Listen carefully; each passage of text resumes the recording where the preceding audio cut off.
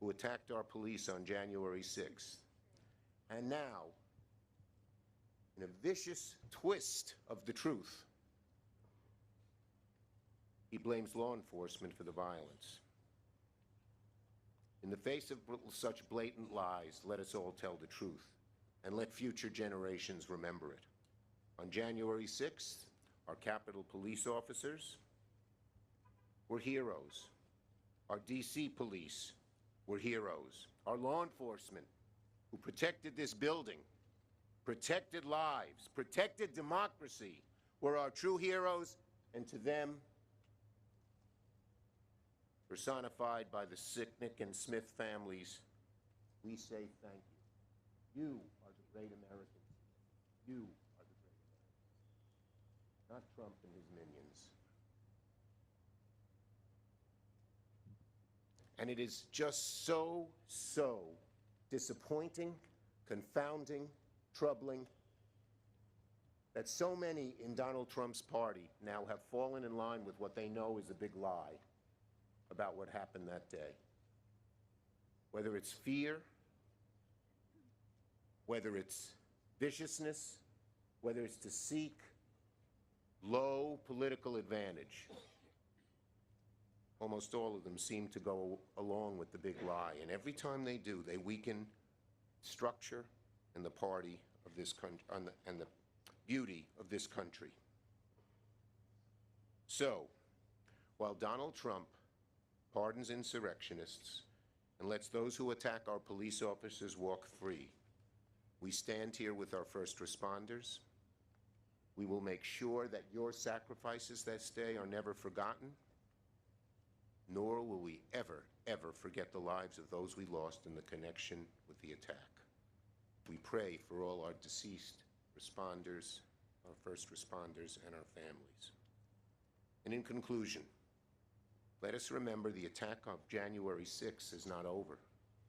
It lives on in the threats to our election workers. It lives on through those who want to take away our right to vote, who want to legalize voter discrimination. We must never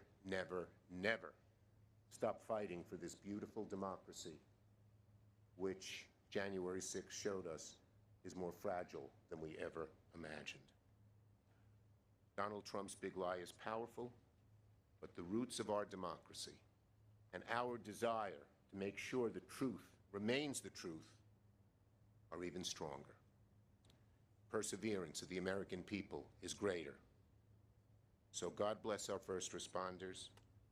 God bless America, this great arsenal of democracy. Leader Jeffries.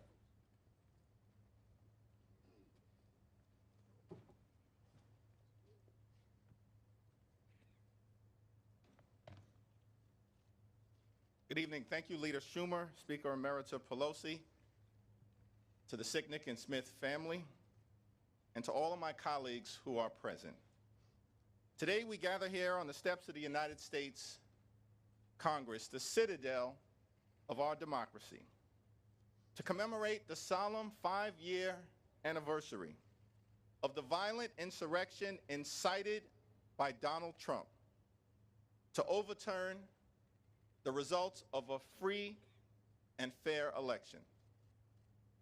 On that fateful day, hundreds of brave, courageous, and dedicated Capitol Police and DC officers stood on these very steps and across the Capitol grounds to defend the Congress, the country, and the Constitution. They were outnumbered by a violent mob, but never overwhelmed by the seriousness of the moment.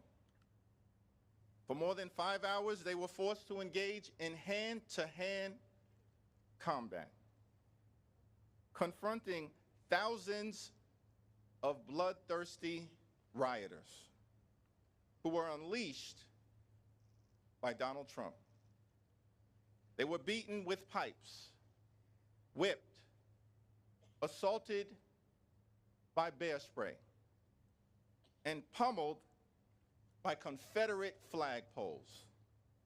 They were bloodied, but unbowed. We owe these heroes an eternal debt of gratitude, and will never forget their service and their sacrifice. Had it not been for their bravery on that fateful day, many of us would not be alive right now, standing on these Capitol steps, continuing to serve our nation. And I have a simple message for the violent mob of insurrectionists. Donald Trump may have pardoned your crimes, but only God can pardon your sin. James Baldwin once made the observation that history is not merely something to be read, and it does not refer merely or even principally to the past. On the contrary, the great force of history comes from the fact that we carry it within us, are unconsciously controlled by it, and history is literally present in all that we do. It is to history that we owe our frames of reference, our identities, and our aspirations.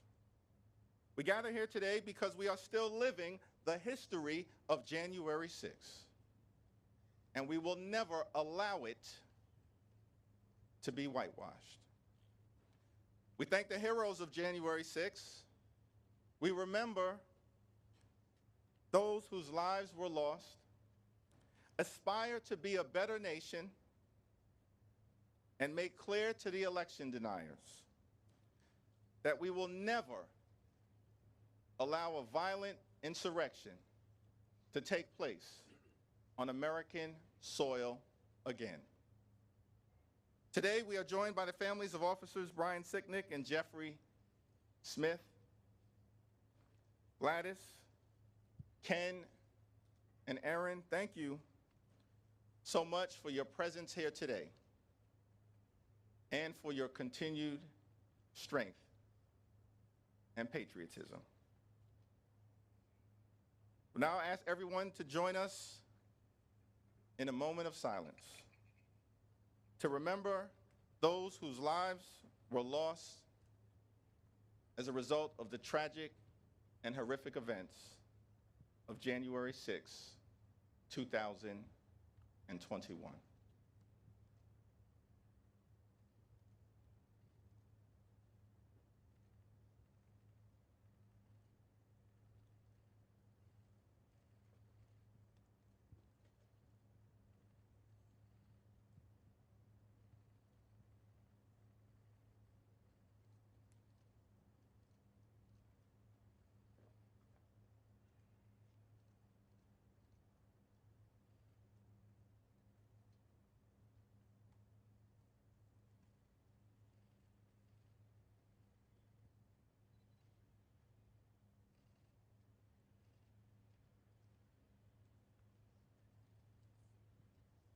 May God bless those whose lives have been lost, their families, Capitol Police, members of law enforcement, and may God continue to bless the United States of America. Thank you.